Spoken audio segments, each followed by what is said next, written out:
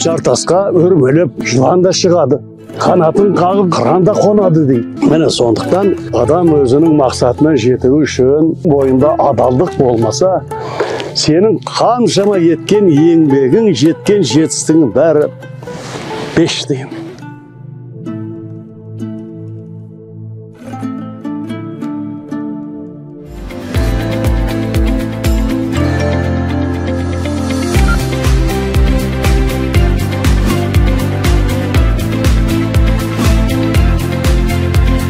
Ахмет Байтұрсынұлы 21 ғасыр білімділер ғасыры деп тілге тиек еткен.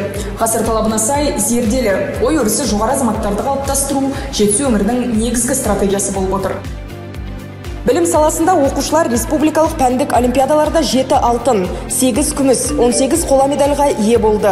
Ғылым саласында жетісу өңірінің оқушылары газдың ағуы және өрттің туындауы туралы хабарламаның IoT датчиктерін басқару үшін жасанды интеллект жүйесін әзірледі.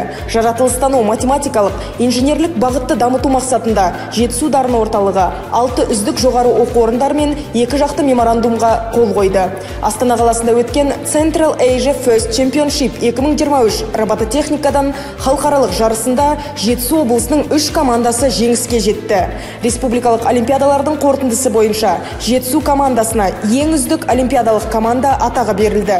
Өскен жерге ұям бәрінен биік бағасы,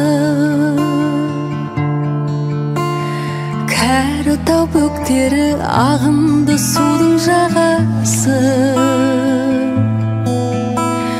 көк шалғын белі бар орманның қалың ағашы,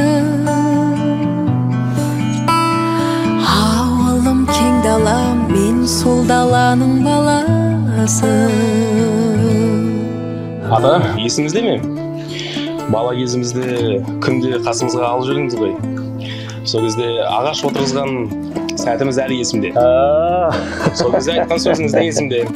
Сіз айтып едіңіз, біз де осы ағаш тәрізді есейеміз, өсеміз, ер жетеміз.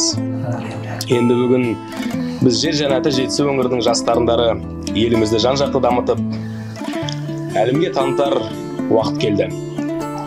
Сіз айтқандай, адамзат та ағаш тәрізді. Теректің биік, діні мықты болу тамырына байланысты емес пе? Рас. Тамыры тереңге жайылған теректі ешқандай да дауыл қозғай алмайды. Бүгінгі ұрпақ та осы теректің тамырындай тереңнен білім алып, елімізді әлемге таныту керек.